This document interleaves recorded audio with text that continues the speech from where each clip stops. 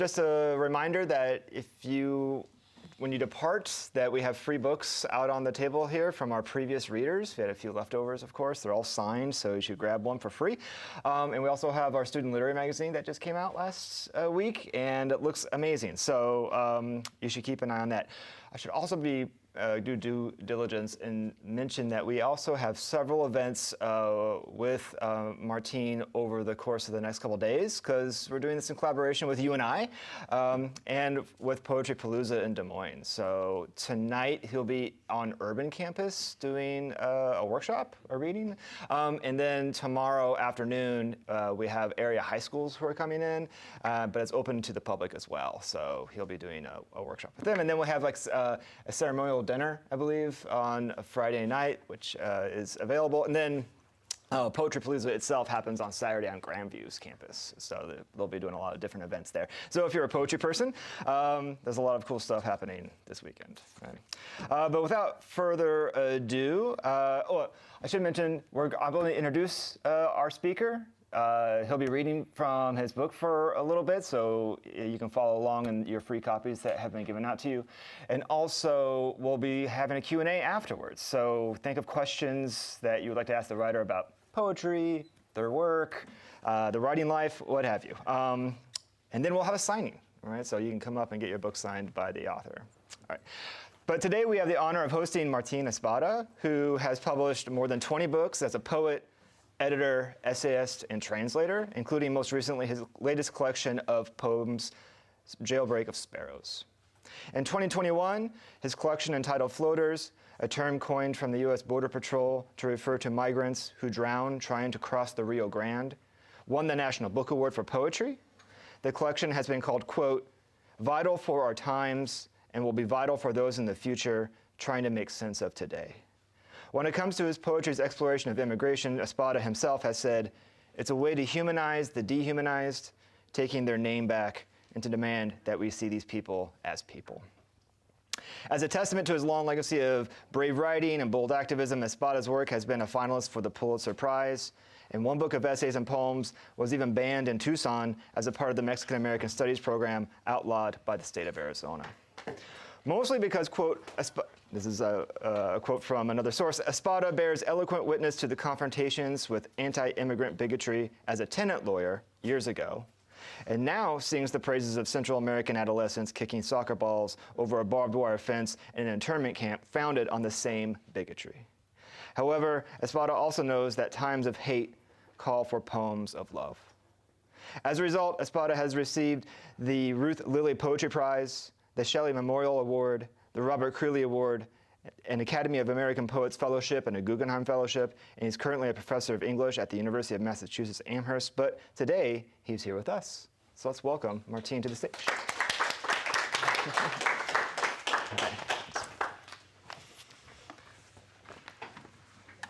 Thank you, Mark. Oh, buenos dias. Much better. I'm very glad to be here. I often speak at community colleges, and yet I have never been in this part of the world. I've been to Iowa before, mostly northern Iowa, never been to Des Moines, and never been here, of course. So I want to thank Professor Dickinson. This event has been a long time coming, had to be rescheduled a couple of times. Also want to thank my good friend Jeremy Schraffenberger from uni, who's responsible for bringing me here to this place. The plan is pretty simple. I'm going to read a few poems from Jailbreak of Sparrows, this book. Does everybody in the room have this book? Okay, if you don't have it, there are copies right over there. Okay, and what I'm going to ask you to do is just follow along with me. I will announce the page number as I read, so there makes it easier. Makes it easier for you, makes it easier for me. And after I read a handful of poems, not too many, I will pause and I will take your questions. And you can really ask me questions about anything. Professor Dickinson mentioned the idea that you could ask me questions about poetry. Of course you can. but you can really ask me about anything at all, including the issues raised by the poetry, the stories I'm telling through the poetry, your own poetry. Because if you're here, I'm going to bet that some of you are actually poets, even if you haven't told anybody yet. I know your secret. So after the Q&A comes the book signing. And you wouldn't believe how important the book signing is to the poet. It really matters a lot to me that you come and say hello, that you may ask a question across the desk that you wouldn't necessarily ask in a group. And you'd be surprised. Poets are people too. So, you know, reading, Q&A, book signing. And speaking of books, apparently book bans are back. Yeah. For example, 3 years ago, a children's book about Roberto Clemente was banned and then unbanned in Florida. So here's a story about Roberto Clemente, which is also a coming-of-age story for me. In case you are not aware, Puerto Rican Baseball Hall of Famer Roberto Clemente died on New Year's Eve, 1972, delivering earthquake supplies to Nicaragua. At the time, I had left my Brooklyn birthplace, was living in Valley Stream, Long Island, and I was 15 years old. It's a suburb of New York. We were the only Puerto Rican family in town, and there were problems.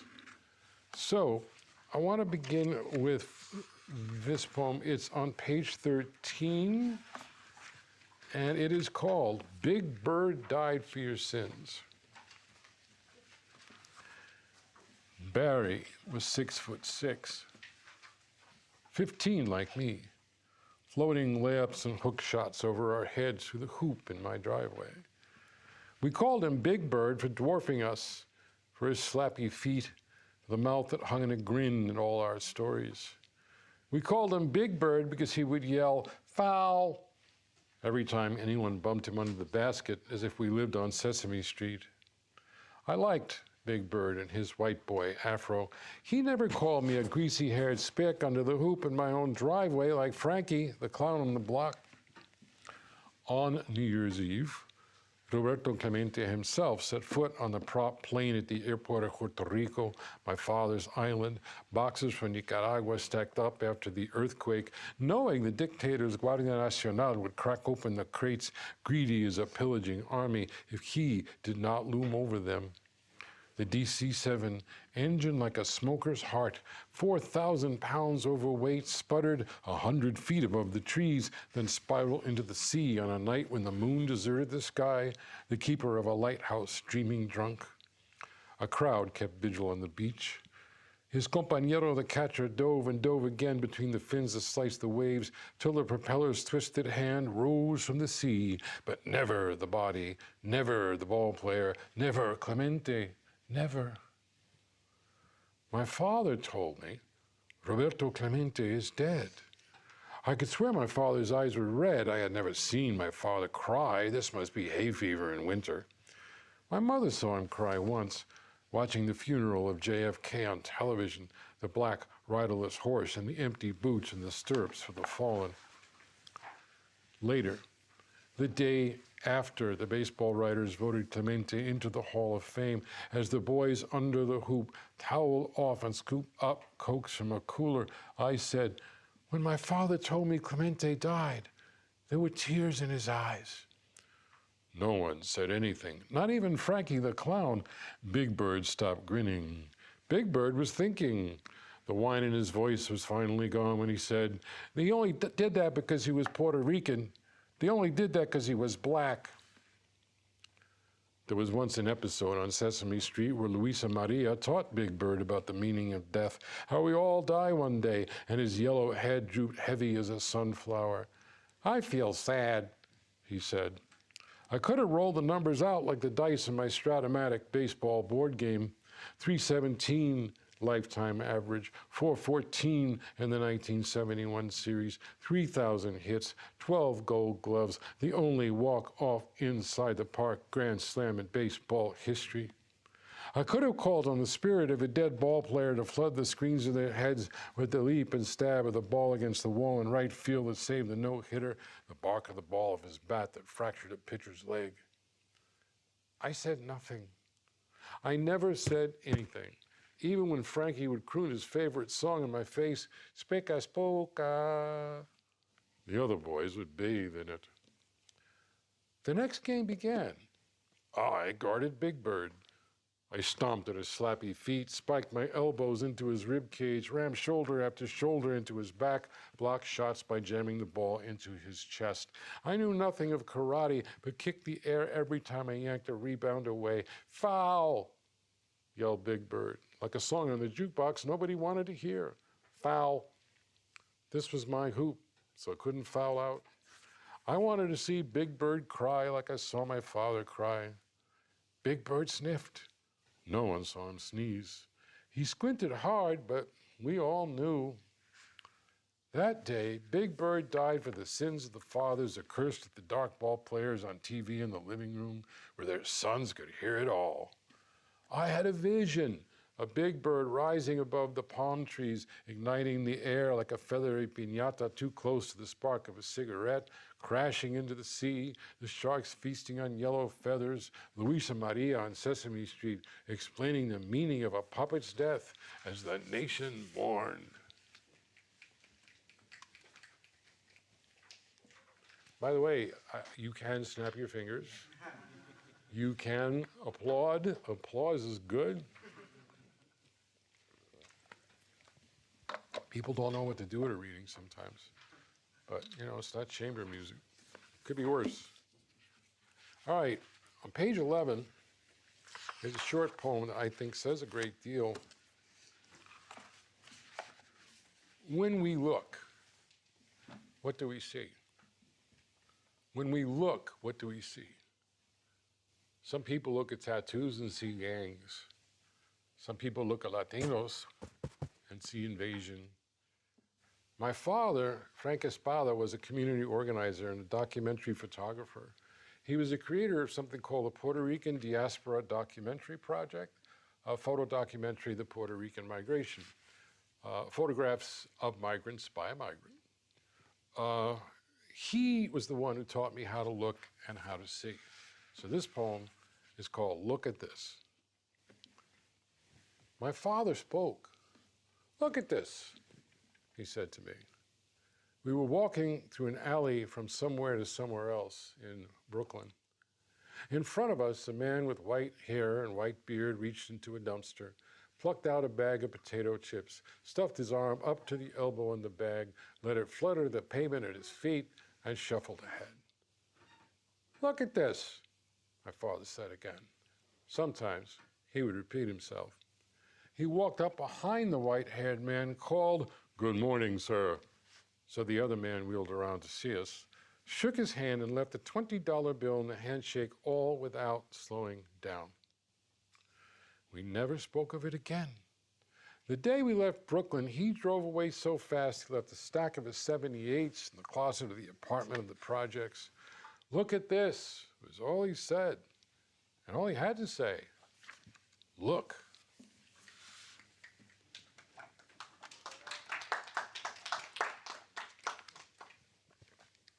So if you've read my work or you've read about me, you know that I'm also a lawyer. Yeah. So I'm going to read you a lawyer poem. It's on page 40.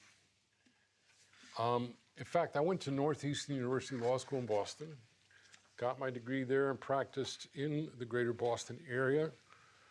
In fact, I was a tenant lawyer with a program called Su Clínica Legal. Su Clínica Legal was a legal services program for low-income Spanish-speaking tenants in Chelsea, Massachusetts, which is right across the Tobin Bridge from Boston. It's a gateway city, a city of immigrants, and always has been. My clients came from the Spanish-speaking Caribbean, Puerto Rico, the Dominican Republic, but they were coming from someplace new. They were coming from Central America, from Guatemala, from El Salvador. They were, in fact, fleeing the wars in those countries in the late 80s and early 90s. Wars bought and paid for, it must be said, with our tax dollars. So I wrote a series of poems about that experience. Here's one of them, and it's on page 40. It's called "The City Wears a Coat to Bed." The white army of winter spreads across the city. Boilers and radiators die in their sleep, their skin cold to the touch in the morning. The city wears a coat to bed. The city watches the wraith of breath rise in the kitchen. On Friday afternoons, the judges slip off their black robes and drive home. There is no light in the windows of the courthouse. There is no one to read the affidavit or sign the injunction to shove into the landlord's hand so that heat courses through the heart of the boiler and the looping hard veins of the radiator again. No one to hear the tenant's story translated, her sons and daughters shivering in their coats on the mattress, snot on their sleeves. The judges and the landlord home, or stopping in a bar on the way home.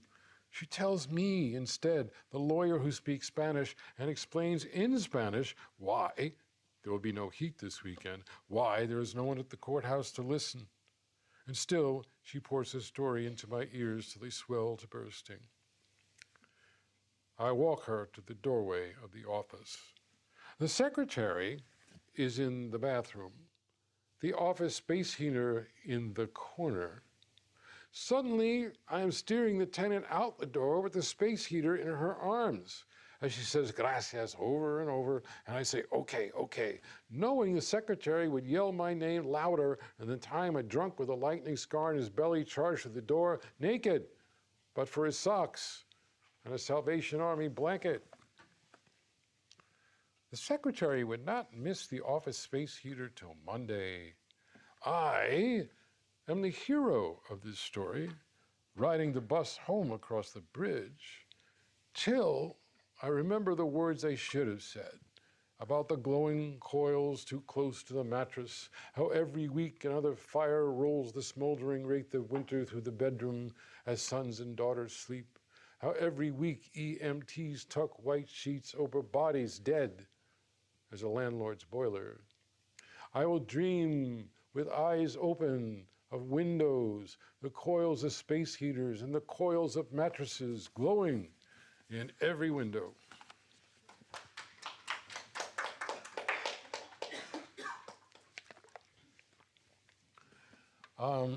My wife, Lauren, is a writer and a teacher. I was just texting with her before the reading. I have finally learned how to text. I'm looking at someone who learned how to write on a manual typewriter. So yes, I just learned how to text, and I don't apologize for that. So, Lauren taught urban ed for many years, including adult literacy at a rehab center in Paterson, New Jersey. She's the tutor in the next poem. It's on page 48, and it is simply titled Gonzo. Everybody knew Gonzo, his cigarettes and cologne, his gold crucifix, the white t-shirt he wore to every meeting.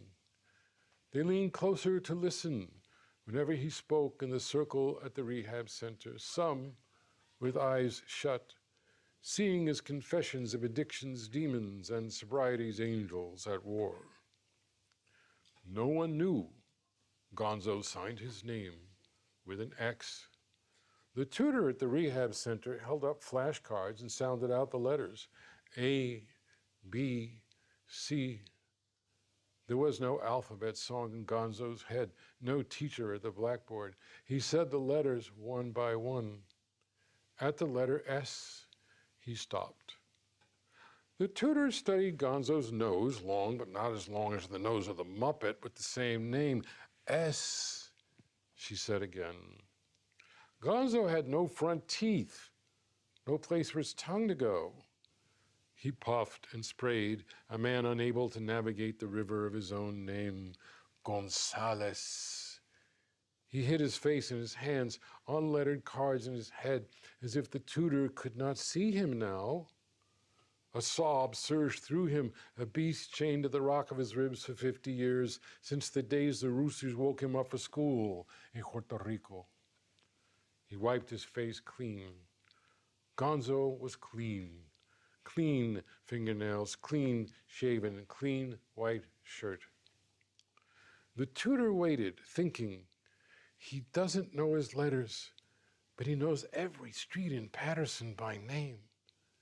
She squeezed Gonzo's wrist once, then again, till his eyes met hers. She held up the next flashcard. She said, say T.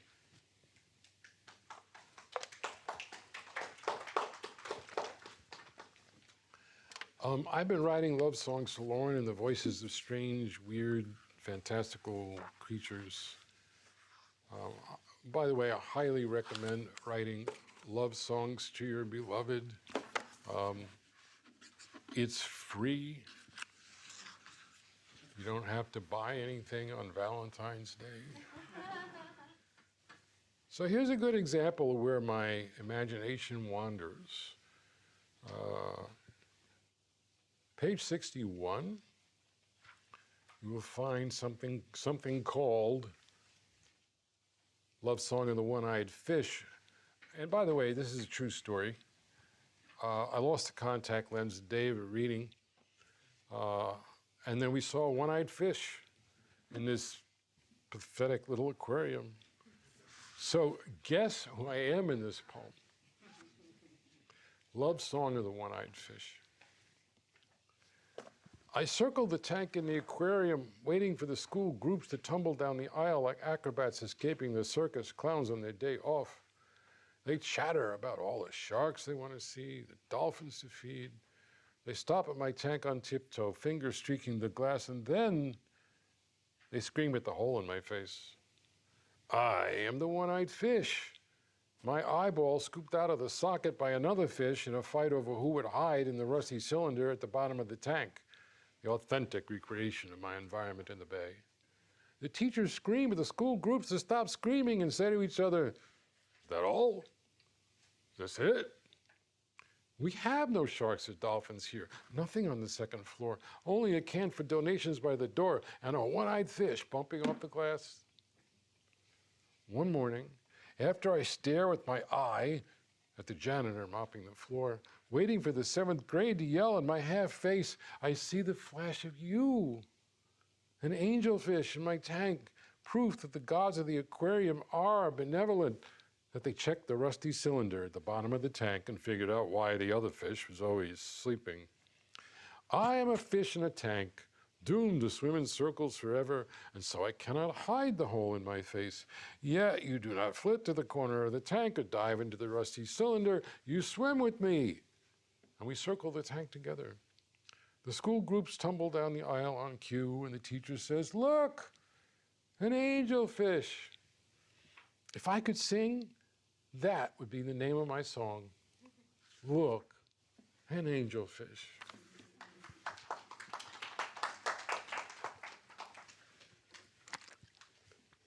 Okay, well, I've been banging on long enough. So I'm going to read one more poem. It's on page 77. And then I'll take your questions. And then that will be followed by the book signing pandemonium to my left.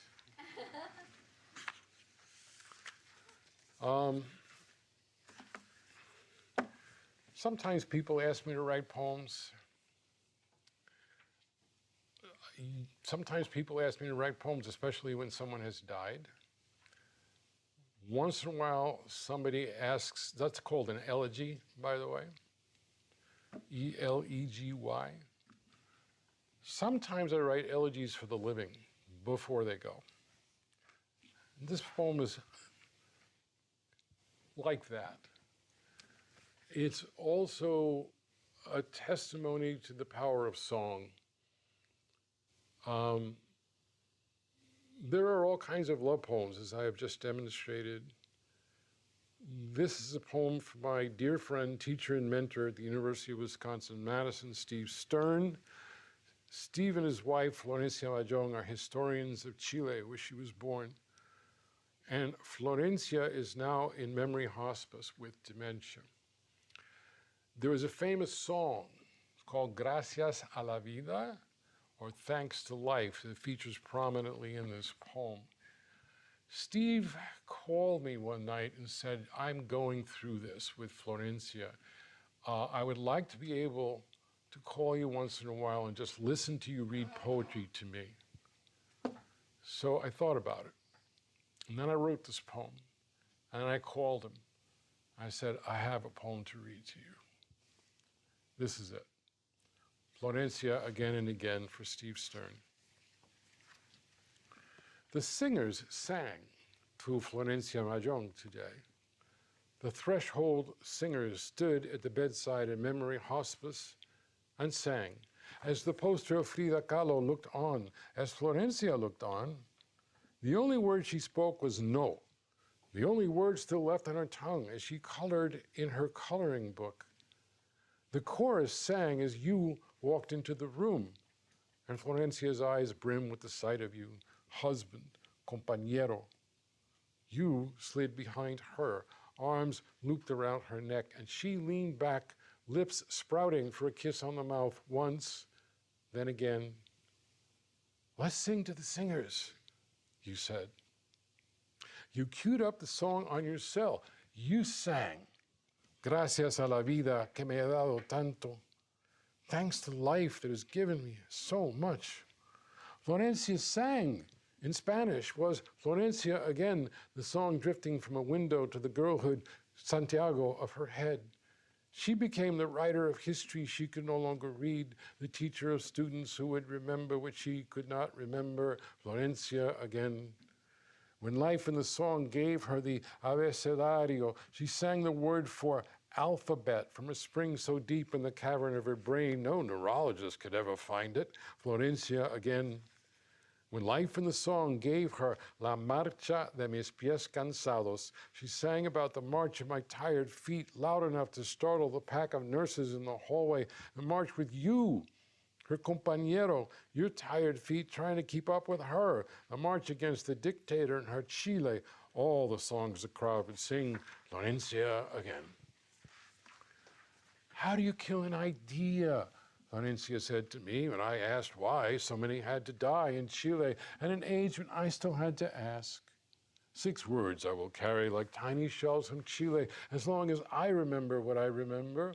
Florencia again. Gracias, you sang with Florencia at the bedside to the singers at Memory Hospice. You handed them the sheets with the printed lyrics of the song. Next time when you come, you can sing it to her, you said.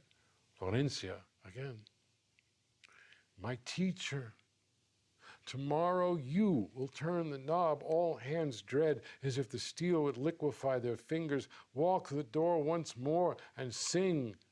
And so Florencia will become Florencia again and again. Thank you.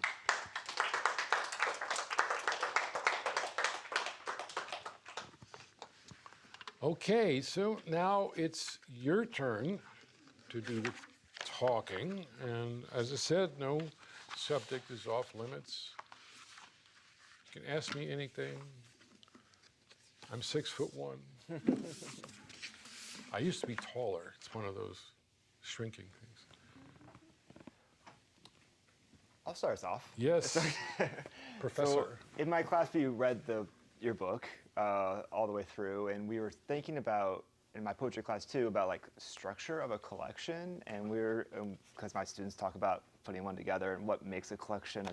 So I was kind of curious about what your take was on how you structured the book, because there's lots of different kinds of poems in here, but they seem to speak to each other as well. Yeah, so this is a larger collection than what I usually publish.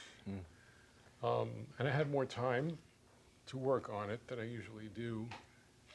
So I was thinking a lot about the organization of the book or the structure of the book. The first part, you start with the title poem, and it's a long poem about the history of my family on the island of Puerto Rico, but then moving to New York, and so on. And that's sort of the context, the backdrop for all the family poems that come afterwards in that section. And there are a couple of poems about my father, who is a major figure in my life, and he is a factor in every single book. In fact, he did the cover photograph. That's one of his. Then there's a sequence of poems that have to do with my legal work, right? Going to law school, practicing. After that, there's a segue into poems about teaching. You may have noticed the poems in there about teaching, and they're all based on my wife's experience. So even though she's not identified necessarily in the poem, Gonzo is one. There's another poem in there about a student of hers named Ralphie Dennison, who was shot and killed in Patterson, and left the seat empty. Nobody would take the seat for the whole semester. And from there, that segues into love songs for her. So she is responsible in one form or another for about a quarter of the poems in the book, between the teacher poems and then the love songs. And the love songs represent a tonal break, because so much of what came before it and what come after it, it's just heavy. So I wanted a place from the sense of humor to go, a sense of the absurd, and that's what so many of the love songs do. You got, love song of the disembodied head in a jar. Everybody has their favorite weird love song that I have written. And then the last section, and I read only the first poem from the last section, begins with a series of elegies, or in that case, an elegy for the living, and then from there moves into some explicitly political poems. Some of them have to do with police violence against Latinos. A young Puerto Rican man in Philadelphia who was murdered by the police, and then another young man, Mexican origin, who was murdered by police in Alameda, California. And then the last poem kind of bookends the collection because it's set on the island of Puerto Rico, just as the first poem was. So, is it an exact science? Absolutely not. There's a reason we call a collection of poems a collection of poems. It's just, in some ways, loose. It's never going to have the same logic as a collection of essays, let's say. Right. But there is a logic, there is a structure, there's a lot of thought that goes into it. Yeah. We were talking about how they kind of all feel like love poems in a way. Maybe not directly like a love poem, but even the elegies are kind of like love poems. Yeah. Now, here's the other thing about a book of poetry. You don't have to read it in sequence. It's not like reading a novel, Now, you could read some contemporary novels in sequence and have no idea what the hell is going on. And they usually win the big awards. But a book of poems, you could pick up, the great thing, you pick the book up, you read one poem, you put it down. And then you pick it up again the next day. And you could you could start at the back, go to the front, So it's a collection. My first thing is more of a comment. Florencia Again and Again was probably one of the most beautiful, but also heart-wrenching things I have read recently. That last poem. Yeah, but my question is, in poetry, there has this tendency to lack sometimes, proper grammar of capitalization, the way things should work, and sometimes it has meaning, sometimes it doesn't, but on page 61, Love Song of the One-Eyed Fish, I'm curious why in the last two lines, Angelfish is not capitalized the first time, and then in the next line, it is. Yeah, I can answer that. So in that, most of the time, I'm following the rules. Grammar, punctuation, spelling. I'm well aware that this is poetry and get away with anything you want. I want to communicate clearly, and part of that is following the grammatical rules because I think that helps the reader. in that particular poem, the first time the teacher says, look, an angelfish, he's referring to an angelfish, just an angelfish. When I say it, that could be the name of my song. Look, an angelfish, that's the title of a song now. So it's capitalized. Okay. And I remember, I think the copy editor asked me that. It's like, I had a really good copy editor for this book. She was also fact checker. And I was really grateful because I got some things wrong. In every book, there's something that's not quite there, it's not quite right. She was very good.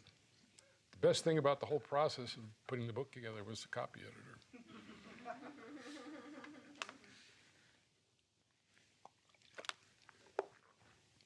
Okay, I know you got questions. You guys have great questions. They have great questions. I heard a rumor that you have great questions. Yes. So I was wondering, sort of like, was there something specifically that like got you into poetry, like something that inspired you, or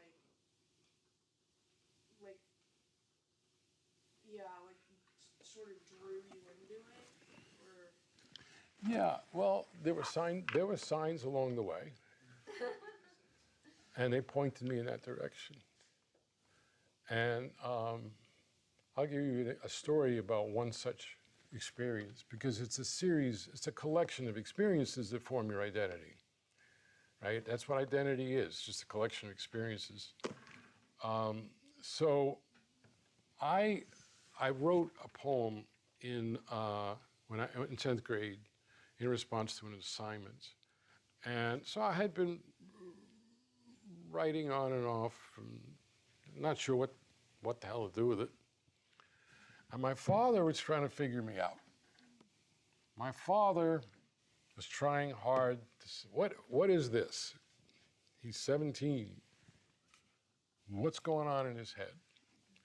My father wanted to relate to me. He wanted to be relevant. So he gave me two things at the same time. My father gave me a book of poems. It was the only book of poems he had ever read. It was called The Rubaiyat of Omar Khayyam. All right, this is a series of poems translated by Edward Fitzgerald in the 19th century from a Persian mystic, funny, cynical, wise poems. He gave me the Rubaiyat of Omar Khayyam, along with a Playboy calendar. And he wrote on the calendar, enjoy the scenery. And in the book he wrote, I introduce you to an old friend. And so I caught myself more drawn to the book of poems than the calendar. But also I had friends, and those friends were in my room. And one of my friends took the calendar and said, oh boy. So I learned what to do. I would hide the book of poems inside the calendar in case anybody came in without knocking. And so, late at night, I'm reading the book of poetry. And I'm discovering that's what I want to do, that's what I want to be. I had no idea how to go about it. Neither did my parents, because they didn't go past high school. They had no concept of what it meant professionally to be a poet, that you could teach poetry, that you could go to school and get an MFA, blah, blah, blah. But here's another signpost. We had a good family friend named Luis Garden Acosta. And he was aware that I was, I wanted to write, but I didn't know what to do with it. And I would start and stop and start and stop. And he showed up at the door one day, and he handed me a book. You see a pattern here? He handed me a book, and the book was, when he handed me the book, he said, you're going to be a poet. And I was 20. I had dropped out of school. I was well on my way to becoming a professional dishwasher. And I looked at the book. It was called Latin American Revolutionary Poetry. It was edited by a guy named Roberto Marquez. It was bilingual. And I opened it up. The first thing I saw was a poem by a Puerto Rican poet named Pedro Pietri called Puerto Rican Obituary. And it reflected the experiences of the community where I grew up in Brooklyn and New York generally. Then I turned the page, and here's a poem by Ernesto Cardenal, the great poet priest of Nicaragua, called 0 Hour, which is this whole history of Nicaragua and tyranny and resistance in a poem. Like, wow. And then I turned the page again, and there was Nicolas Guillen, the great Afro-Cuban poet, wrote with such music. And I thought, wait a minute, not only have I found poetry I like, I am part of a tradition. Even though I'm here, even though I'm writing in English, I'm part of this too. And I started writing again, and it never stopped. And now, my God, I'm, you know, as you now know, I'm about 105 years old. I'm still at it.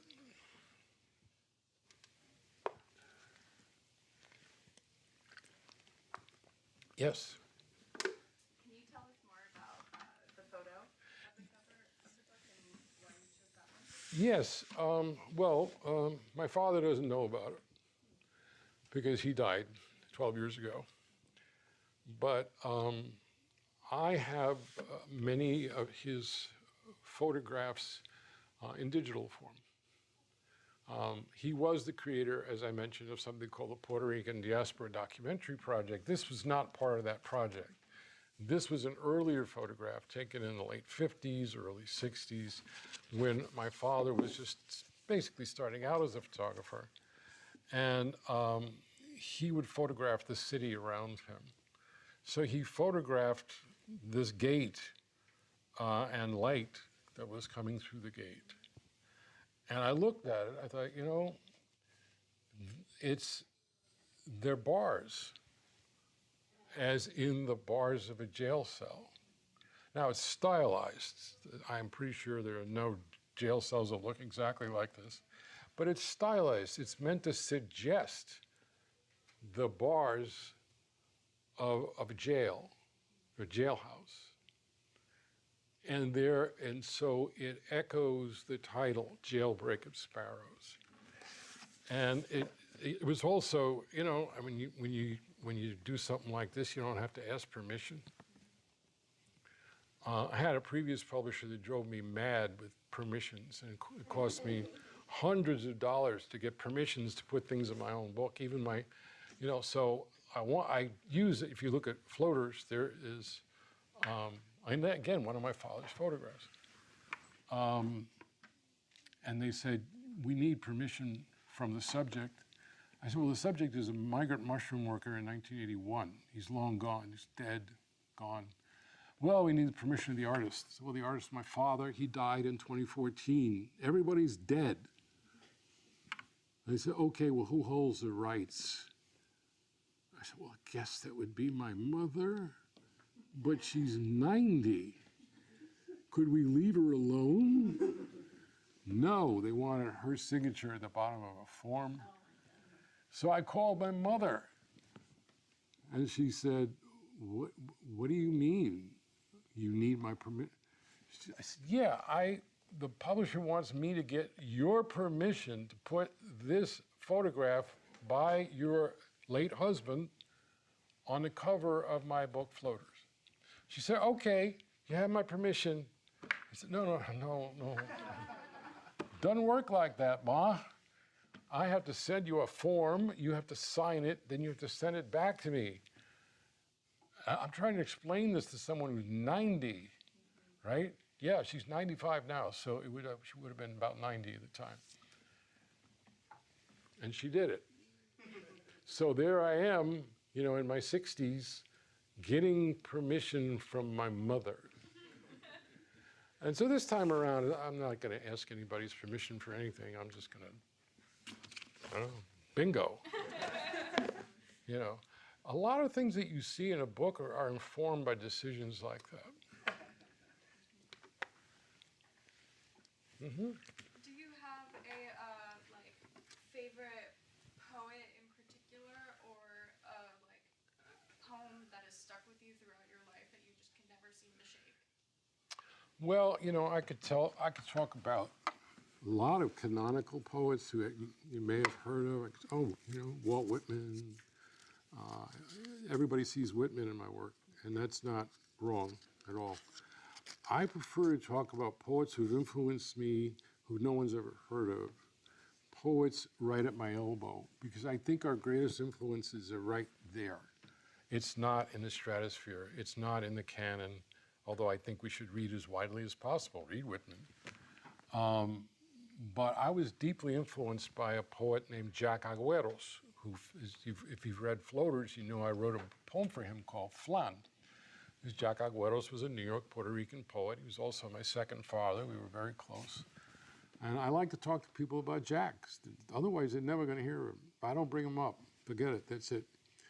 I talk about my wife. I talk about Lauren, because she is a poet. She's had a great influence on me. And when you read a poem like Gonzo, it's my poem, but it's her story. And there are situations where we look at each other and we say, all right, I can't write this poem. You have to do it. There are several poems in this book that fell into that category. She couldn't write a poem about Ralphie being shot and killed. She couldn't write a poem, about, I gave her a pseudonym, which is why I can't remember it off the top of my head, but Isabella. Isabella's Red Dress Flutters Away was about her favorite student at a school in Springfield who just came to a bad end, and she can't even listen to me read it. But I also give her poems. I say, you must write this. So Jack, as I mentioned, was very close to him, and I wrote an elegy for Jack called Flan. It's in Floaters. But when he died, complications from Alzheimer's, which is really ugly, you may know that, she went with me to his deathbed. And that's the only time she ever met him. And then she wrote a poem for him and me that breaks my heart every time I hear it. It's incredibly good. And so we have that kind of influence on each other. Influences come from the most unexpected places. Yes? I have a question that sort of piggybacks on that. You mentioned the influences that come from particular places, and I wonder about some of the place-based poems in this collection. You have some elegies for particular people, but also poems that are addressed to places, and Patterson comes up, for example. Mm-hmm. I'm just curious about the influence of New York very much in this collection, but Yeah. also Patterson and Massachusetts as well. So. Yeah, it's funny. The other day, Lauren was reading poems and somebody asked her a question about Patterson. And the question they asked was, have you seen the movie Patterson? The one that Jim Jarmusch directed? We went to see that movie and we thought it was silly. Because that's not Patterson. Sure. And she said that at the time. This is not Patterson. All the people are white.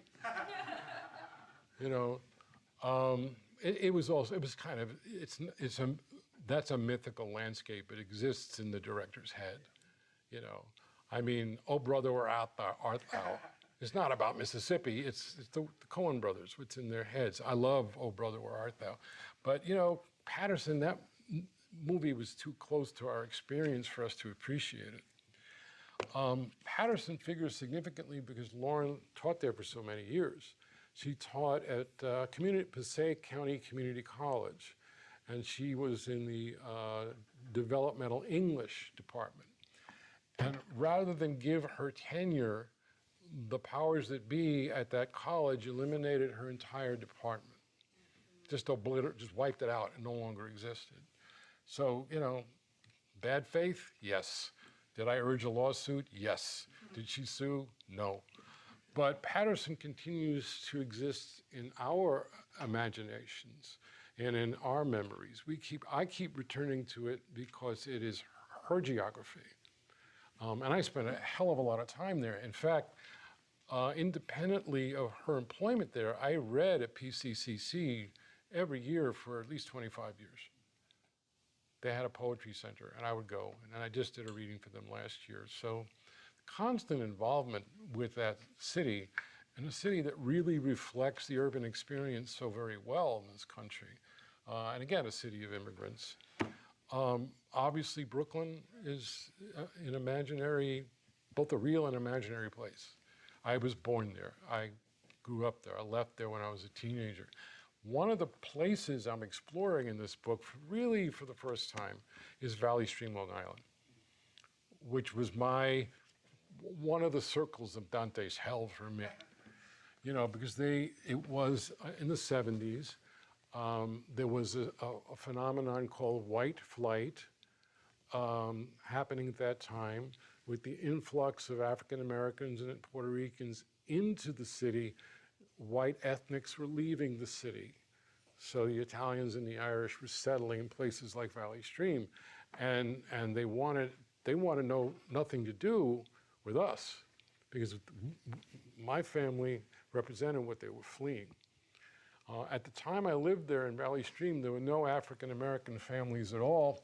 Finally, an African American family moved in from Jamaica, and somebody burned a cross on their lawn. That was Valley Stream. So Valley Stream gets everything it deserves in this book, and I'm wrestling with it, you know. So yeah, you're right. Writing about place is extremely, extremely important, not only to me, but I think to any narrative poet, any storytelling poet. You're writing about both the real and the imagined place. Yes? Just curious, what made you choose this title, Jailbreak of Sparrows? Yeah, okay. So the title poem is pretty complicated, pretty long, but the phrase jumped out at me as representative of the collection because in the title poem, the sparrows represent poems escaping, fleeing the jail that contains the poet. So there's the poet in the poem. He's a Puerto Rican poet named Juan Antonio Corregel. You don't need to know that to appreciate the poem. The point is, he was locked up any number of times, and he was writing poetry, and the poems became they became something independent of the poet. Sometimes poems have wings, and his poems, most notably, were set to music, and that's how I was introduced to them by a singer-songwriter. And I remember stumbling on. I was at some festival on the island, and it's referenced in the poem. I stumbled across this singer singing the words of this poet who had been in prison when he wrote them. People were singing along. They knew it all by heart. Some of them were crying. I mean, I thought, yeah, this is what poetry can do. Sure. Try locking that up. You know, so that became representative of what I'm trying to do as a whole. Yes. I have a question regarding your legal career. So you mentioned you dropped out, and then how was that process for you? And you mentioned in your poem, your card is the King of Rats, that a lot of these lawyers that you were dealing with were generational. How did that affect you? All right. So I did go to law school and become a lawyer. Even though I was a pretty lousy student. I mean, I flunked English in the 8th grade. Now I'm a professor of English. But I went to a law school where that didn't matter, where your formal grades didn't matter so much. I had, for some reason, I have this quirk where I test through the roof. So I could take, SATs or the LSATs, which is what you need to get into law school. I don't know why. All it tests is how well you take the test. And I take the test well. So I got into, and I wrote an essay, why I want to be a lawyer. I want to be a lawyer to serve the people. You're in. So that is why I set out to become a lawyer. It was also what my father wanted, which is important. Again, keep in mind that my parents had no sense of an alternative. They didn't go to college. They didn't know you could get an MFA or you could teach poetry. My mother once asked me, what's a graduate student? I thought once you graduate, you're not a student anymore. I had to admit there was some logic there. So we were legal services, though. It's important to make that distinction. I can say with some pride that I never took a dime from a client. Never. And what happened instead is I went into legal services for low-income people. And I ended up focusing on the rights of tenants and so on and so forth. We were always in need of money. So that particular poem, Your Car is the King of Rats, is about me and another lawyer putting on a dog and pony show.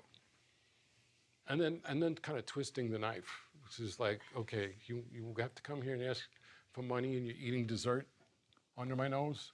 All right, now I'm going to mess with you. All right, who do you think you're dealing with here? And we got everything he asked for, because the other guy was a great pitch man. If he had asked for a bus, they would have given him a bus with his name on the side. But we were not the private bar. We were going to the private bar, the top 10 law firms, and asking for money and resources. Now in Boston, that's old money. Those are the Brahmins. Those are the ones that came over. Some of them, their descendants came over, their ancestors came over on the Mayflower. And they talk like that. I want to introduce Martin. The guy literally said that. When I think of Martin, I think of Martini. That makes it easier for me to remember. I thought, my God, these people are real and not just in the movies. And they, it was like, Hale and Dorr, places like that, Ropes and Gray. These people had so much money they could just set fire to it. And we were just asking for a little bit of it. And we got what we asked for, because they were guilty. All right, that might be a good note to end on. Let's thank Martin for sharing his work with us. And that way, it gives us a little bit of time to have a book signing. You can talk to the poets. So we'll have him sit up here. We can just kind of form a line, maybe down here. Grab your book, get it. If you need a book, we have a few copies left over up here, of course. And happy to answer any questions.